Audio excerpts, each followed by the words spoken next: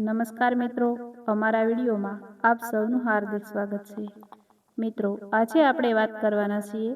રાતના લગભગ 10:30 વાગ્યા હતા. શહેરના સૌથી વ્યસ્ત સોહારા પાસે એક સાદા કપડાં પહેરેલી યુવતી ધીમે ધીમે પોલીસ સ્ટેશન તરફ આવી રહી હતી. તેના કપડાં એકદમ સામાન્ય હતા. પગમાં સાદી સંપલ હતી અને હાથમાં એક જૂની ફાઇલ હતી. તેને જોઈને બહાર બેઠેલા એક કોન્સ્ટેબલને તેને રોકીને પૂછ્યું, "શું કામ છે?" યુવતીએ શાંતિથી કહ્યું, "મારે ઇન્સ્પેક્ટરને મળવું છે." કોન્સ્ટેબલ હસ્યો અને બોલ્યો, "રાત્રે 10:30 વાગે? પહેલાં કહો, ફરિયાદ શું છે?" યુવતીએ કહ્યું, "ફરિયાદ નથી, એક ગંભીર માહિતી આપવા આવી છું."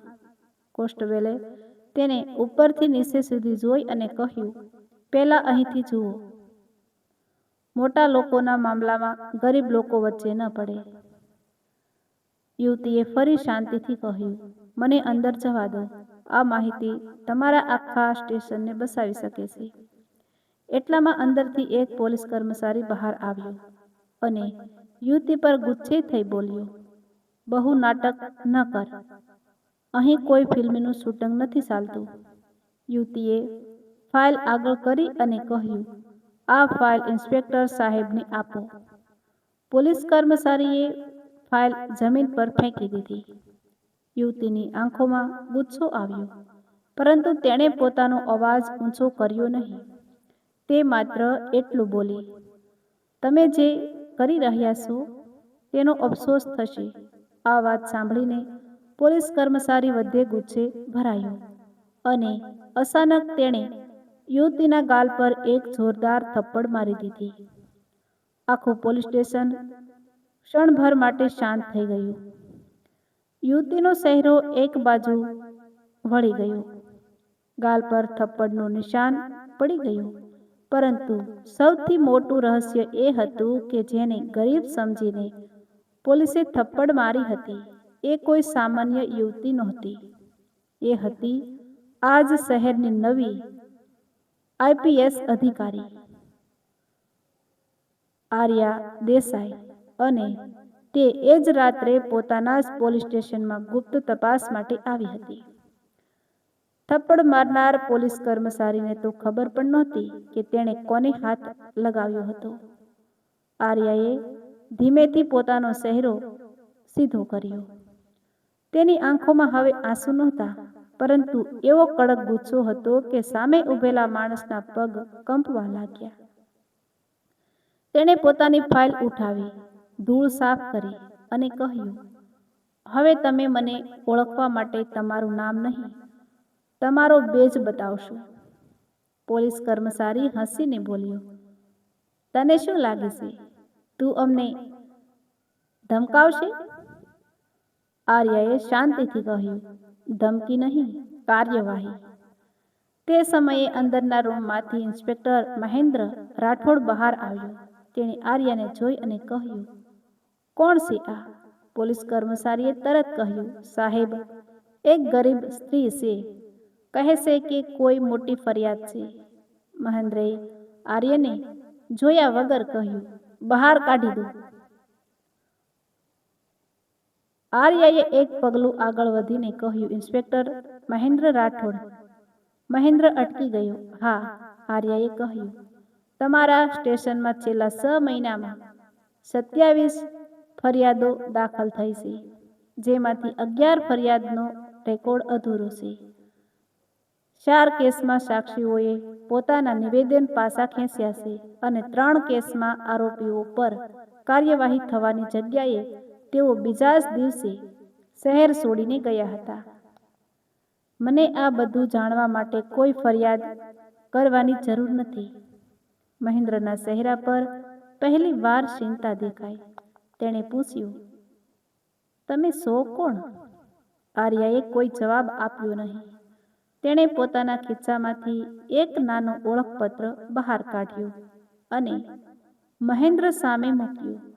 મહેન્દ્રએ કાર્ડ જોયું અને તેના ચહેરાનો રંગ ઉડી ગયો.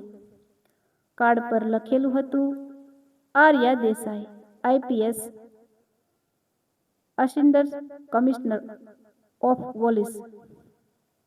થોડી ક્ષણ માટે કોઈ કંઈ બોલ્યું નહીં. થપ્પડ મારનાર કોન્સ્ટેબલના હાથ કંપવા લાગ્યા. તે બોલ્યો, મેડમ, મને ખબર નહોતી. આર્યાએ તેને અટકાવી દીધો. મને ખબર છે કે તમને ખબર નહોતી, અને આજની રાતનો સૌથી મોટો પુરાવો પણ એ જ છે. મહેન્દ્રે તરત સેલ્યુટ કરીને કહ્યું, મેડમ, આપ અહીં આવવાના હતા એની જાણ અમને કેમ નહોતી? આર્યાએ કહ્યું, કારણ કે જો તમને ખબર હોત તો કદાચ આ સ્ટેશનનો સાસો ચહેરો મને ક્યારે દેખાત નહીં. આખા સ્ટેશનમાં સન્નાટો છવાઈ ગયો. આર્યાએ પોતાની ફાઇલ ટેબલ પર મૂકી અને કહ્યું, આજે હું કોઈની ફરિયાદ સાંભળવા નથી આવી. હું જોવા આવી છું કે અહીં સામાન્ય માણસ સાથે કેવો વ્યવહાર થાય છે. મહેન્દ્ર ચૂપ રહ્યો. આર્યાએ કહ્યું, આજે મને ગરીબ સમજીને થપ્પડ મારી છે. વિચાર કરો, જે માણસ પાસે ઓળખાણ નથી, પૈસા નથી અને પદ નથી, તેની સાથે તમે દરરોજ શું કરતા હશો? કોઈ પાસે જવાબ નહોતો. પછી આર્યાએ એક પછી એક પુરાવા બહાર કાઢવા શરૂ કર્યા. સીસીટીવીની તસવીરો, ફરિયાદોની નકલો, ગાયબ થયેલા દસ્તાવેજોની યાદી અને કેટલાક લોકોના નિવેદનો. પરંતુ સૌથી મોટો પુરાવો હજુ તેની પાસે હતો. તેણે મોબાઈલ ટેબલ પર મૂક્યો અને કહ્યું, આજે સાંજે મેં એક વૃદ્ધ મહિલાને અહીં ફરિયાદ કરવા મોકલી હતી. મહેન્દ્રે તરત કહ્યું, કઈ વૃદ્ધ મહિલા? આર્યાએ કહ્યું, જેની જમીન પર કબજો કરવામાં આવ્યો હતો.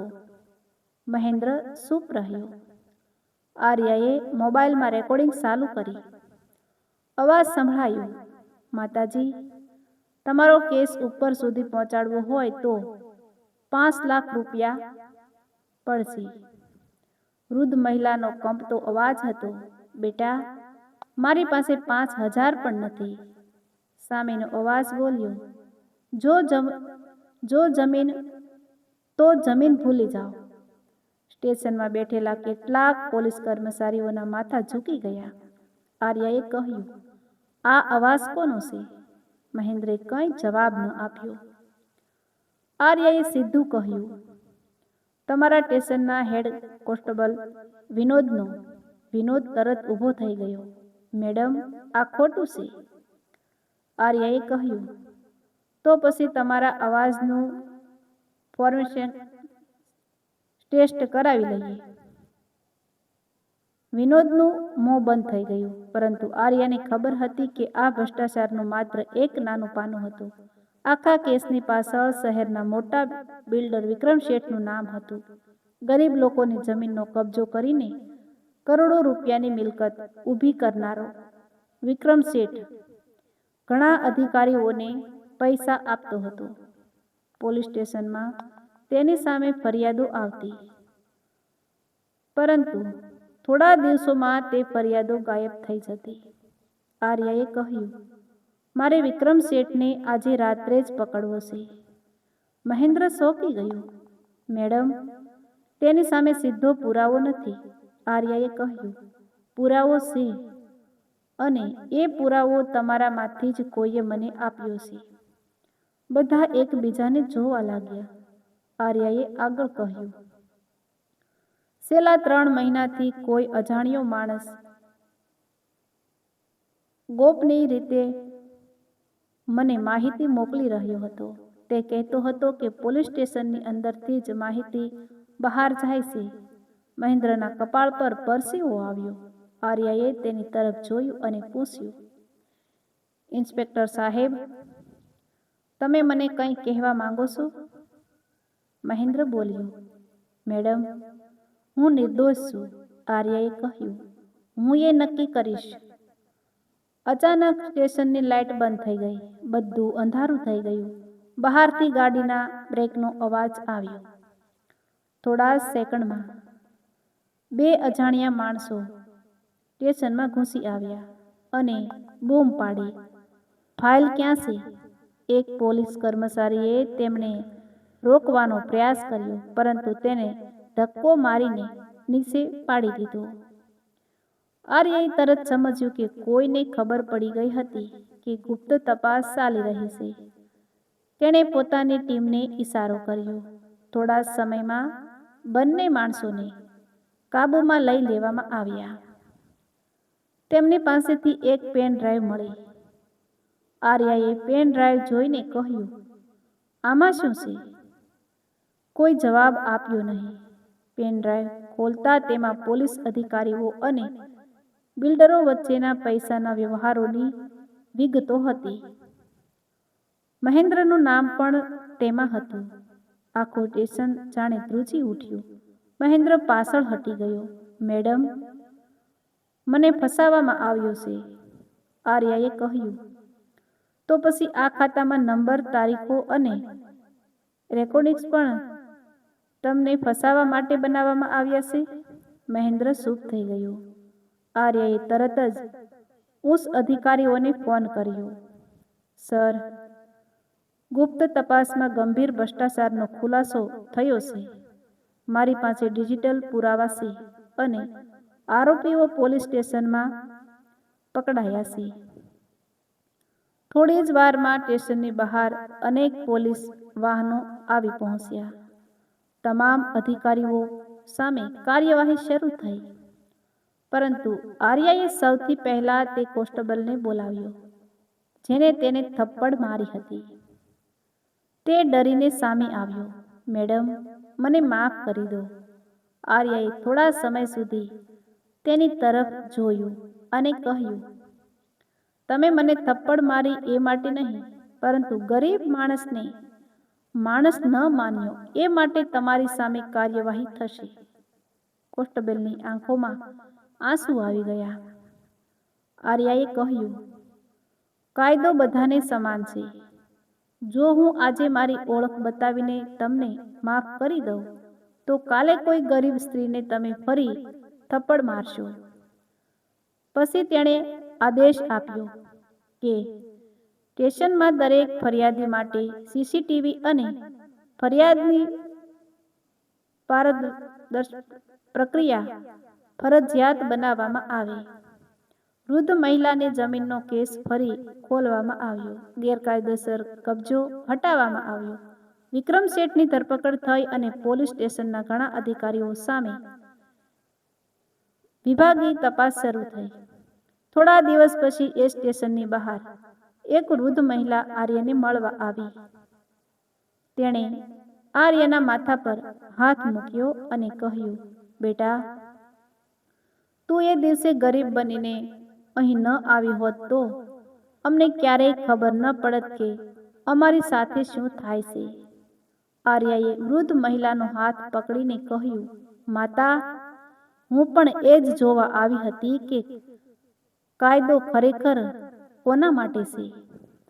વૃદ્ધ મહિલાએ કહ્યું, મારા જેવી દીકરી દરેક પોલીસ સ્ટેશનમાં હોય, તારા જેવી દીકરી દરેક પોલીસ સ્ટેશનમાં હોય તો કોઈ ગરીબ ડરશે નહીં.